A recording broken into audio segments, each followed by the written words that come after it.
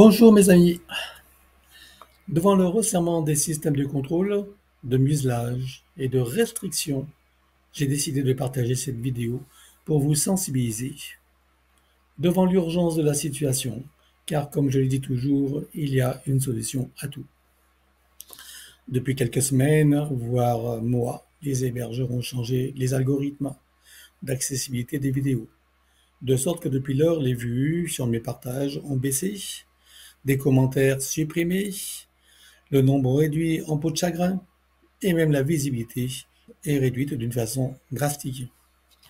Parmi les solutions, il y a, comme par hasard, des propositions qui me sont faites d'ajouter des vues, des likes, d'augmenter la visibilité, moyennant un coût non négligeable. Par ailleurs, je suis sollicité pour inclure des publicités dans mes vidéos contre des sommes alléchantes. Mais lorsque je dis qu'il y a des solutions à tout, celles-ci ne font pas partie de mes choix. Je ne participe ni ne cautionne ces systèmes matriciels basés sur le contrôle, le profit, par moyen de coercition, de chantage ou de filouterie, car c'est bien cela dont il s'agit pour moi. Ce que je décide de mettre en mouvement, c'est de manifester des voies d'expression et de manifestation en accédant à l'intelligence du cœur, à la conscience éclairée et au discernement. Tout le contraire, bien sûr, de ce que les promoteurs et instigateurs de l'intelligence artificielle et les systèmes de prédation tentent de nous voler, de supprimer et de censurer. Pourquoi je dis tout cela? Parce que j'aime ce que je fais, ce que je partage et ce que mon activité permet à tout un chacun qui en est ouvert, qui est conscient de l'importance, de la valeur et de la pertinence de mon protocole et que j'ai élaboré pour sortir de tous ces jeux matriciels, s'en libérer par la connaissance, la sagesse intérieure et la guérison des attitudes, des habitudes et des attachements, etc., pour éradiquer les croyances ou certitudes erronées qui nous maintiennent sous le joug et la chape de plomb de l'obéissance, la soumission, la servilité, de l'ignorance qui induisent des choix et attitudes conditionnés par la peur, la frustration, l'aliénation. Bref, si vous êtes là à m'écouter, c'est que vous savez de quoi je parle. Alors, si vous appréciez ce que je vous offre, ce que cela permet et ouvre, ce que mon approche inspire et éclaire, je vous demande de m'aider à ce que mes vidéos ne disparaissent pas de vos champs de réalité. Pour cela, la recette est simple. D'abord vous abonner, c'est gratuit. Ensuite, liker les vidéos, mettre des commentaires. Et si les notifications de mes publications n'apparaissent pas, comme c'est aussi le cas, c'est de me chercher avec mon nom, Pascal Cascarino, et aussi de partager. Comme je refuse d'entrer dans ces systèmes financiers et de les cautionner, ce sont les seuls moyens, à mes yeux, que j'ai trouvés. Il y en a peut-être d'autres aussi, et je suis ouvert à vous écouter si vous en connaissez. Mais je refuse d'acheter des vues, des likes, des abonnés fictifs pour donner une illusion de succès et influencer les vues. Ce n'est pas dans ma tasse de thé. Dans tous les cas, je sais que nous, humains et conscience, en expérience dans cette réalité et dans la physicalité, nous sommes plus forts et intelligents, audacieux et créatifs, libres et souverains. Et nous pouvons composer avec ce monde tel qu'il est, avec l'intelligence artificielle et tous les systèmes, mais à notre avantage, au profit du plus grand nombre. Nous sommes plus forts par l'intérieur et nous pouvons en être le maître. C'est nous le boss. Si la technologie et l'intelligence artificielle existent, la clé n'est pas de lutter contre ou de supprimer quoi que ce soit. Notre rôle est de trouver des solutions créatrices, éthiques, respectueuses de nos libertés, de nos droits naturels et de nos ressources légitimes. Si vous appréciez vraiment ce que je fais et que vous y trouvez inspiration et avantage, il n'y a qu'une solution. Abonnement, like, commenter, partager et me chercher. Enfin, surtout me trouver. Et avant d'en terminer avec cette vidéo, je vous informe également que celle-ci sera placée au début de toute vidéo des extraits, hein, pas les longues qui sont déjà fort longues, mais en début de chacune de certaines vidéos, peut-être pas toutes non plus. Donc je mettrai cet enregistrement pour vous rappeler ce qui est voilà, nécessaire de faire si vous voulez continuer à, à me trouver. Voilà. Et aussi pour les personnes qui ne me connaissent pas, qui me découvrent et qui sachent également ce qui se passe, hein, qui comprennent également tous ces systèmes et de quoi ils retournent. Merci à vous et je vous souhaite donc une bonne année à tous puisque nous y sommes encore, hein. Voilà. Sa sphère d'énergie n'est pas sécurisée. Ce qui vient attirer des entités démoniaques qui sont attirées curieuses par cette situation énergique décalée. Ok. Et donc, à part le GPS, et donc ça, le rideau opaque, en fait, c'est le corps de ce poulpe, c'est ça? Oui, qui est multiforme. Okay. Sa forme originale, ça ressemble à un poulpe, mais il peut changer de forme, s'étirer, se contracter, être comme une sorte de tissu ou de rideau qui vient l'envelopper complètement. Mais en arrière-plan, on voit bien la forme originelle avec le corps et puis ces sortes de tentacules là qui viennent enserrer tout son corps et qui viennent se placer là sur le corps vital. Donc ça vient faire baisser son énergie vitale aussi. Les tentacules sont placés sur des points précis? Non, elles se déplacent. Elles viennent se... Alors, il y a quand même des points précis qui sont les chakras, notamment les 7 chakras principaux. Où là, on va dire que les points d'accroche sont fixes. Mais ensuite, les autres tentacules, elles se déplacent. Ok. Donc, il n'y a pas de GPS, il n'y a pas d'autres dispositifs. Si au niveau de la glande pinéale, c'est une sorte de système qui a à la fois système GPS et à la fois panneau de commande. Ok. Donc, ça veut dire que cette entité maîtrise une technologie? C'est un GPS, c'est une technologie? Oui. Et c'est elle qui a créé cette technologie? Non, ce n'est pas elle qui l'a créée. C'est une technologie qui a été empruntée à d'autres types d'entités, des entités reptiloïdes scientifiques. Ah, d'accord. Emprunté comment? En échange ou dans quel sens? En échange, oui. En échange. Et ces entités reptiloïdes sont en lien avec cette entité en ce qui concerne Arnaud?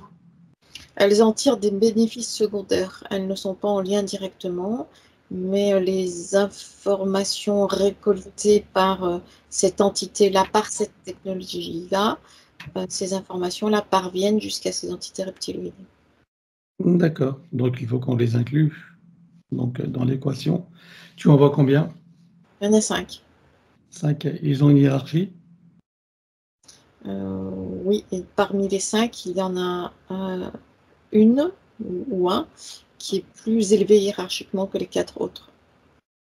D'accord. Ok.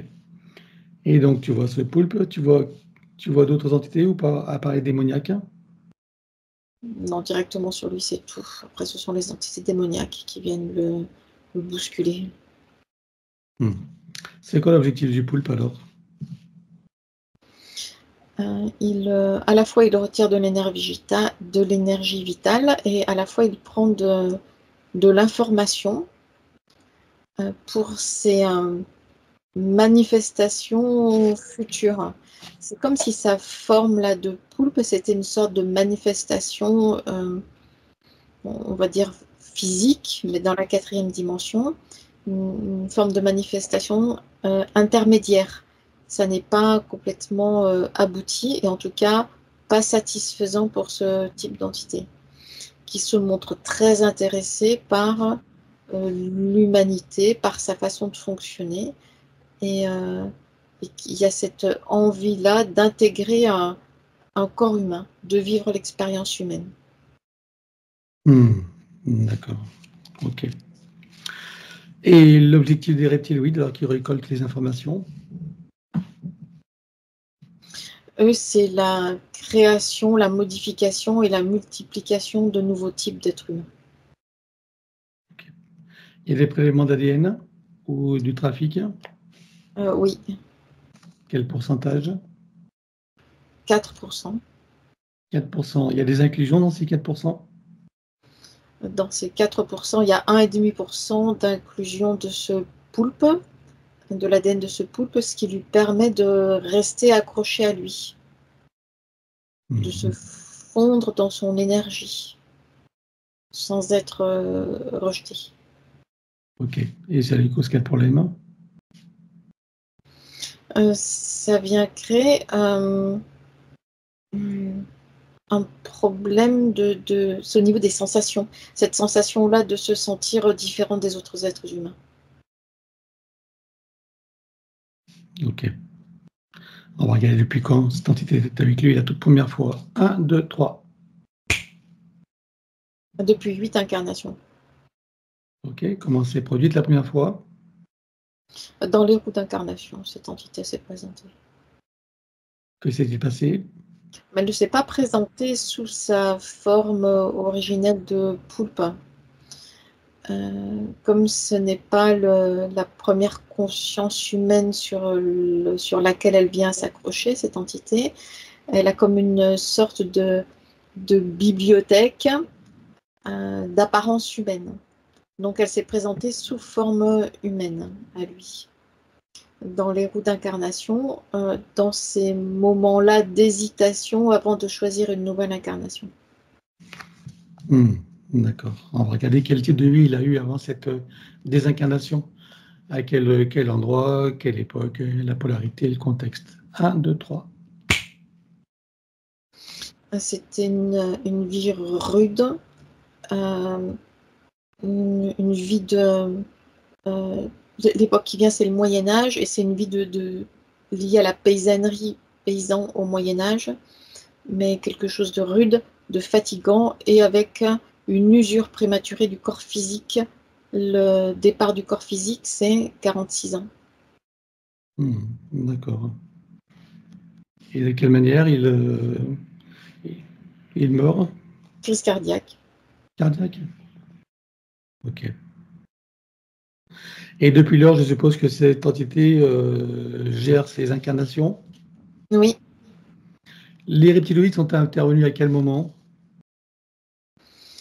Ils étaient là déjà en amont, mais ils sont entrés en contact avec lui par le biais de cette technologie. C'est-à-dire qu'ils ne sont pas en contact directement, en fait. C'est à partir du moment où le poulpe a utilisé cette technologie-là, sur celui qui est Arnaud maintenant, qu'il y a eu ce contact indirect qui s'est fait avec les reptiloïdes. D'accord. Et c'était il y a 8 incarnations en arrière également? Oui. Ok. Et depuis lors, ce sont elles aussi qui choisissent les lignées dans lesquelles il va s'incarner? Non, ce ne sont pas les entités reptiloïdes, Non, le poulpe, pardon. c'est cette entité poulpe, oui. D'accord. Et quel type de lignée elle choisit pour lui? Ce sont des lignées qui sont facilement déliées, c'est-à-dire qu'il y a cette facilité d'isoler les consciences les unes des autres, de les rendre vulnérables de cette façon-là. C'est toujours ce type de lignée-là qui est choisi. Bien, je suppose que pendant que tu as toutes ces informations, que toutes les parties de Arnaud prennent conscience et connaissance de la situation, de la supercherie et des conséquences. Oui. Ça fera partie de leur bagage de connaissances et de futures compétences. Oui. Combien est-ce que tu vois qu'il y a eu de vie humaine dans cette boucle de manifestation de son soi supérieur?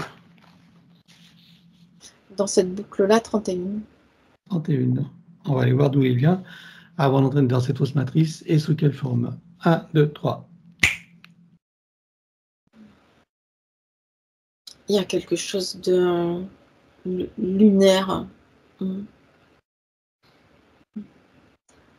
y a eu avant d'arriver sur Terre, dans l'espace terrestre, il y a eu comme une sorte de stage prolongé sur la Lune, ou plus exactement dans la structure de la Lune.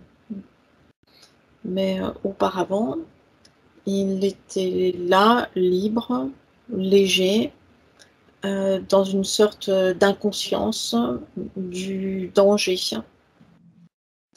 Et il était là autour, entre Uranus et Neptune. Il était en déplacement entre ces deux planètes-là. D'accord, mais il est originaire d'où? Et il n'est pas originaire de notre univers. C'est pour ça qu'il était en déplacement, en observation. Et dans un corps de Merkaba, dans un vaisseau, ou comment Dans il se son déplace? corps de Merkaba. Merkaba?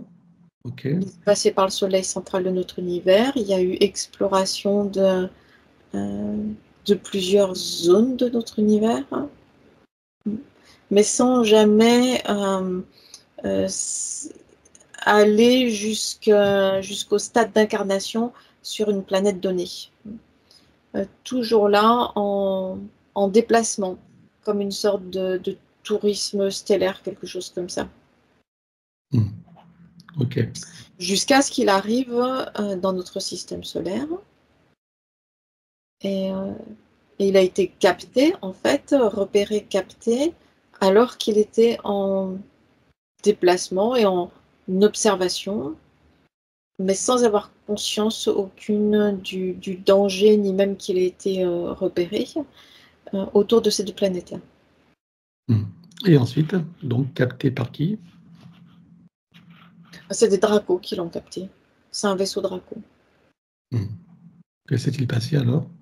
Le vaisseau Draco l'a récupéré. C'est un petit peu le même principe que sur Terre, ces vaisseaux usines qui vont placer des filets pour racler le fond des océans. Là, c'est un petit peu le même principe. Ces vaisseaux Draco sillonnent l'univers et sont à la recherche toujours d'énergie, mais d'énergie consciente, et qui ont ce potentiel par la suite d'intégrer des formes. C'est comme une sorte de réserve qu'il se constitue et qu'il place dans et comme des sortes de caissons là, à l'arrière de leur vaisseau. Une fois ce que l'on pourrait appeler leur récolte terminée, ils vont les placer soit sur Saturne, soit sur la Lune. Il y a des sortes de bases là. Lui a été emmené sur la Lune. D'accord. Qu'est-ce qu'il a fait sur la Lune? Il a été simplement, on pourrait dire, conservé là, en attendant de décider vers où il sera envoyé. D'accord. Seulement conservé, c'est-à-dire quoi? Il est mis en état de stase ou de quelle Oui. C'est ça, en stase? Oui. Et ensuite, donc, que se passe-t-il pour lui? À intervalles réguliers, il y a la matrice artificielle terrestre qui a des besoins de nouvelles énergies, de nouvelles consciences. Et c'est dans ce réservoir-là, ou dans ces réservoirs-là, donc que sont principalement Saturne et la Lune, que sont envoyées de nouvelles consciences. Donc, c'est lors d'un de ces événements-là qu'il a été envoyé vers la matrice artificielle terrestre par des vaisseaux Draco, par un vaisseau Draco. Il va directement dans les roues d'incarnation ou pas? Oui, puisque c'est ce qui est demandé, recherché. Dans les roues humaines? Oui. Et la première incarnation, c'est où? La première incarnation, c'est dans ce qui est maintenant l'Amérique du Sud. C'est une vie primitive et sauvage. C'est comme une sorte de vie d'essai, d'approche et d'adaptation de l'humanité en 3D. Ok. Bien. Maintenant qu'on en sait un peu plus sur cette boucle de manifestation de son soi supérieur, tu peux revenir ici maintenant. Oui. Si tu le scannes encore, vois-tu des choses qui n'ont pas été vues, même si tout disparaîtra, ou des informations qui pourraient nous être utiles? Pas pour l'instant. Alors, regarde son ADN altéré qui confirme à moi qu'il s'agisse bien de lui, en tout cas pour la partie qui n'est pas trafiquée. Oui, c'est lui. Alors, demande-lui s'il accepte que nous travaillons pour lui, sur lui et avec lui au cours de cette session. Oui. Puisque nous avons son accord, en son nom, nous allons convoquer toutes les entités en lien direct et indirect avec lui jusqu'au plan archéabélique. Qu'elles le veuillent ou non, qu'elles se cachent ou non, elles n'ont pas le choix. Je compte à 3 et elles te sont toutes apparentes. 1, 2, 3. Eh bien, il y a cette sorte de poulpe là qui est posée sur lui, hein, qui vient l'entourer, l'enserrer.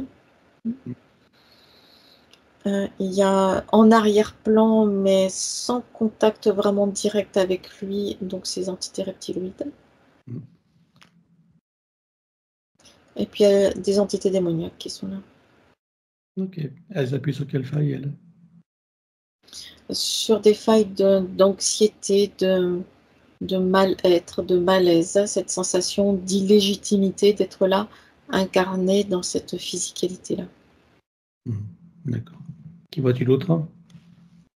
Après, il y a les entités qui gèrent l'espace terrestre, qui remontent en hiérarchie jusqu'au plan quantique. Des parasites internes? Non. Ok. Alors, il déclare à tout ce petit monde qu'ils iront tout pacte, contrat, engagement, consentement, vœux, souhaits, permission, serment, allégeance, alliance, promesse, accord, tacite ou non, conscient ou non, de manière rétroactive, sur tous les plans, dans toutes les boucles, toutes les couches, toutes les vies, toutes dimensions, toute fréquence, tout espace-temps, toute bulle de création, par toutes les portes cachées, tout ce qui est secret, dans tous les plis et replis des espaces-temps, dans tous les différents états de conscience et tout ce qui est connu et inconnu en général. On ouvre un grand portail dimensionnel et toutes les entités vues et pas vues jusqu'au plan archéabélique. Tout dispositif vu et pas vu, tout ce qui n'appartient pas à ces corps, énergie, conscience et informations d'origine vues et pas vues, disparaît avec traces, mémoire, empreinte, écho, résonance, réminiscence, système duplicatif et reproductif, copier-coller, programmation sur tous les plans multidimensionnels, quantiques, fractales et autres inconnus. Tu ouvres un grand portail dimensionnel et tout disparaît totalement. 1, 2, 3. Oui. Tu le refermes et tu l'effaces. Oui. Arnaud se place dans une bulle christique de protection. Oui. Il se crée des racines jusqu'au cœur de Gaïa et aspire énergie, substance, vitalité, structure. Oui. Il se connecte à la source et fait descendre information originelle, énergie, conscience, puissance créatrice et amour. Oui. Il reprend d'énergie, se restructure, se ravigore, prend de la vitalité et se souvient de qui il est en essence, au-delà de toute forme, et le ressent pleinement. Oui. Comment vois-tu Arnaud à présent? Beaucoup plus stable et apaisé. C'est plus clair et léger dans sa sphère d'énergie maintenant. Bien. Alors dis-moi comment réagit ce poulpe? Il envoie une sorte d'encre noire, comme une sorte de qui vient créer comme une sorte de rideau noir tout autour de lui, hein, pour le bloquer. Ça vient assombrir tout son espace. Ok. Et est-ce que tu vois les reptiloïdes réagir également? Donc eux, ils observent en arrière-plan.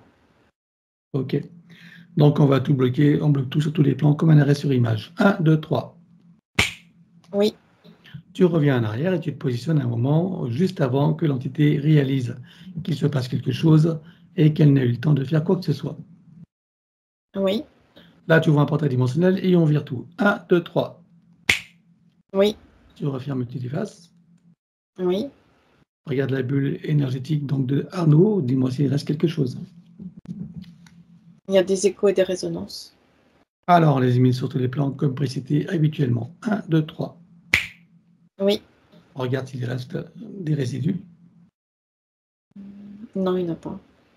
Bien, alors dis-moi si cette entité a un moyen ou un autre de le retrouver et de le repérer. Oui, dans les incarnations dans lesquelles elle est intervenue déjà.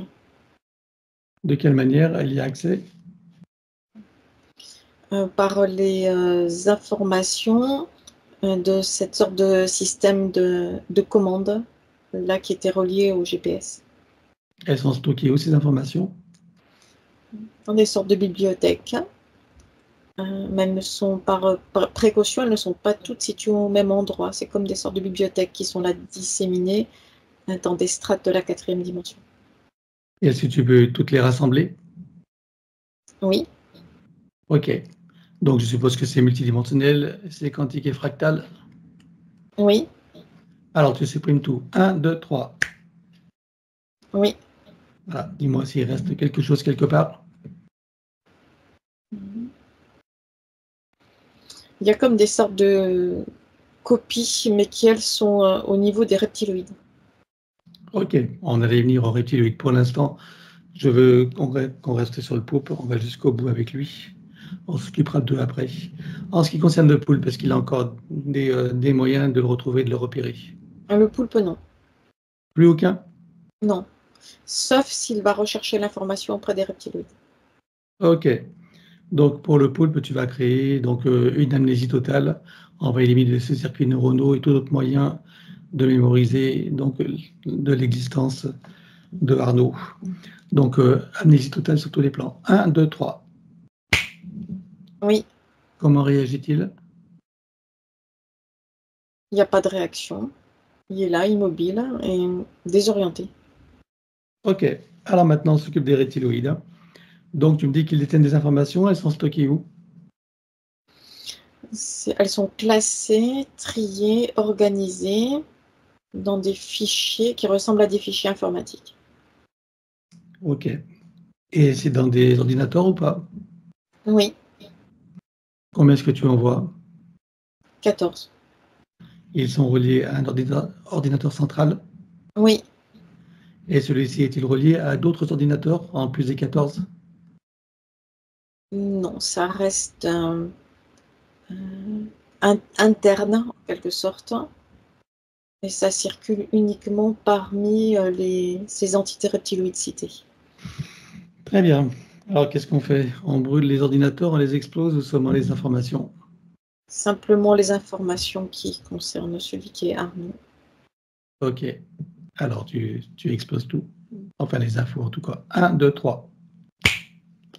C'est fait. Voilà. Vois-tu s'il reste quelque chose quelque part? Non, plus maintenant. Ok. Alors dis-moi s'ils ont encore un moyen ou un autre de le retrouver et de le repérer. Non.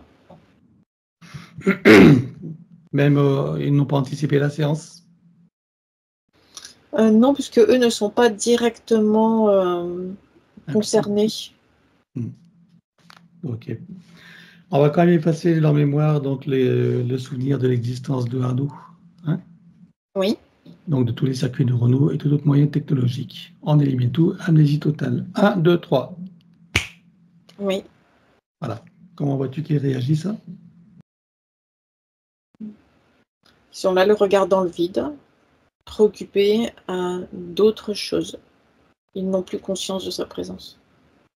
Bien. Alors, on va regarder son soi supérieur. Je veux savoir où il réside et dans quelle situation. Il est sur le plan morontiel en observation. Comment vois-tu son âme? C'est comme si elle était craintive, elle s'est repliée sur elle-même et elle a baissé ses fréquences. Et la partie subliminale? Elle s'est éloignée de la partie physique pour ne pas être impactée. Alors, on va demander au soi supérieur s'il est adéquat que nous partions du plan mouventiel pour recréer une nouvelle ligne de temps et une incarnation à neuf avec l'accès à son plein potentiel intérieur, dans un équilibre, une harmonie et une santé parfaite sur tous les plans, une parfaite sécurité intérieure et l'amour qu'il est. Oui, Alors nous y allons. 1, 2, 3. oui, De cet espace morontiel, je suppose que la partie de lui qui y réside, c'est pourquoi nous sommes là. oui, Je lui propose d'aller à l'origine de son incarnation en tant que Arnaud pour recréer une nouvelle ligne de temps et une incarnation à neuf avec l'accès à son plein potentiel intérieur, dans un équilibre, une harmonie et une santé parfaite sur tous les plans, une parfaite sécurité intérieure et l'amour qu'il est. Est-ce que c'est correct pour lui? oui. Alors nous y allons en mode de déplacement quantique, c'est-à-dire simultané et immédiat, sans passer par aucune condition ni influence de la matrice artificielle. 1, 2, 3. Oui. Sur cette nouvelle ligne de temps et dans ces nouvelles conditions, demande-lui quels sont ses projets pour la vie de Arnaud.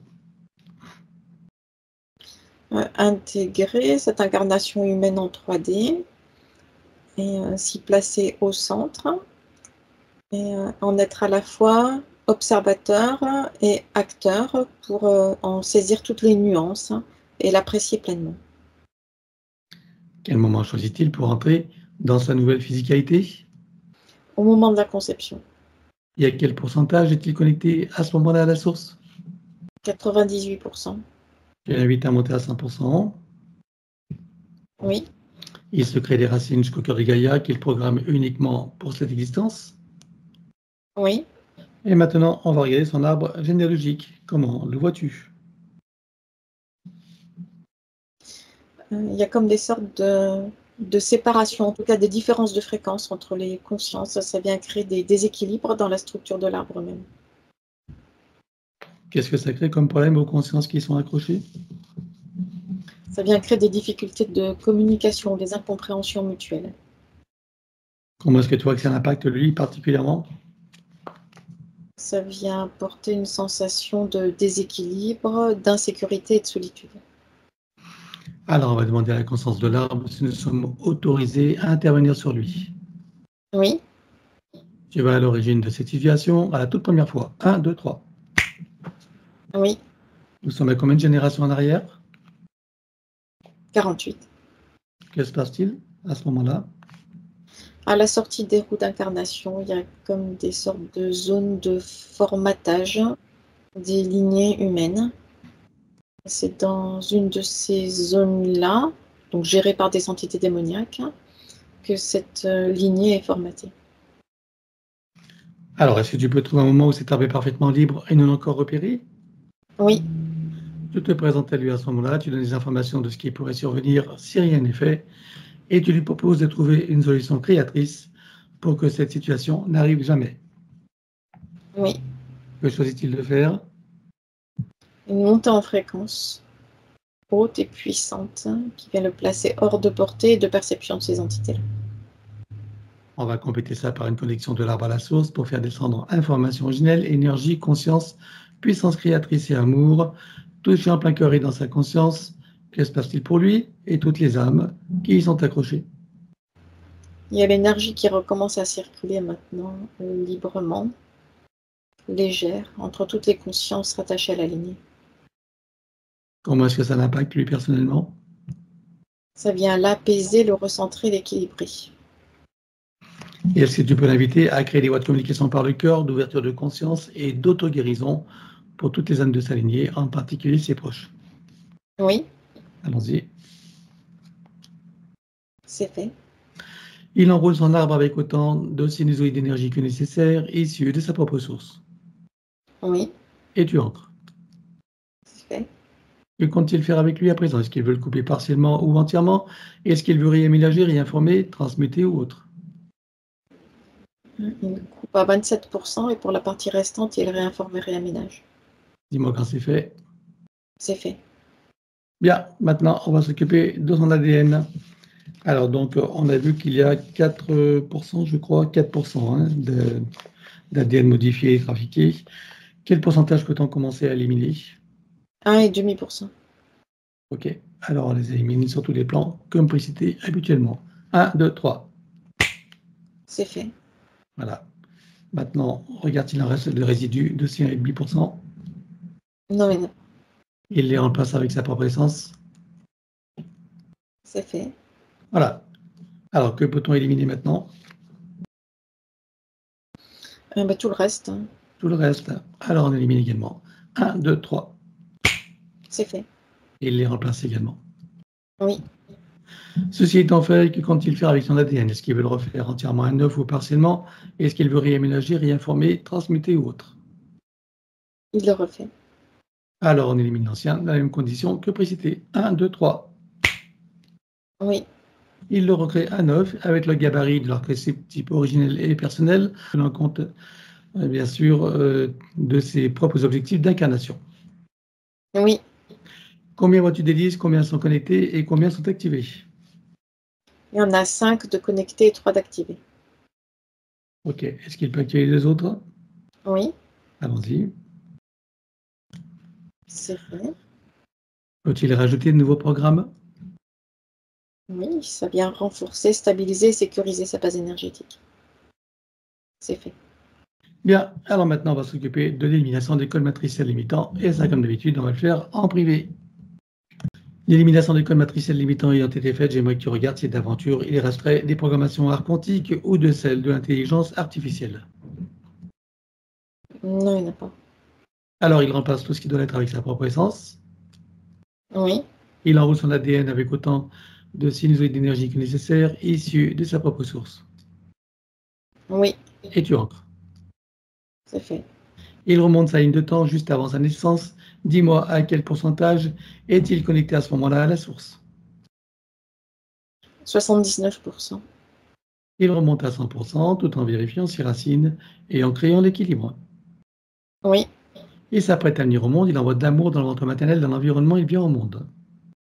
oui, Et il remonte toute sa ligne de temps jusqu'à ici et maintenant, en se souvenant de qui il est en essence, au-delà de toute forme, et en le ressentant pleinement, dans sa souveraineté, sa liberté, son autonomie, son unité, sa puissance intérieure, sa créativité illimitée, un équilibre, une harmonie et une santé parfaite sur tous les plans, une parfaite sécurité intérieure et légèreté, et l'amour qu'il est. oui, Il enroule cette nouvelle ligne de temps avec autant de sinusoïdes d'énergie que nécessaire, issus de sa propre source. oui, Voilà. Et tu ancres. c'est fait. Voilà. Et nous effaçons l'ancienne ligne de temps avec tous les potentiels coexistants des passés, présents, futurs, sur tous les plans, multidimensionnels, quantiques, fractales et autres inconnus, dans toutes les boucles, toutes les couches et toutes les vies. Oui, Et il déclare que tout ce qui est inhérent, attenant et afférent à l'ancienne ligne de temps, sur tous les plans, dans toutes les vies, toutes dimensions, toutes fréquences, tout espace-temps, toute bulle de création, avec traces, mémoire, empreinte, écho, résonance, réminiscence, système duplicatif et reproductif, copier-coller, programmation, que tout soit rompu et effacé. 1, 2, 3. oui, Et pour accélérer la manifestation de tout ce qui était fait jusqu'à présent, tu vas baliser un chemin énergétique, y compris pour l'arbre généalogique, bien sûr, et pour toutes les consciences concernées. Tu vas baliser un chemin énergétique pour faire redescendre les énergies et les informations sur le plan physique en 3D et les ancrer pleinement. c'est fait.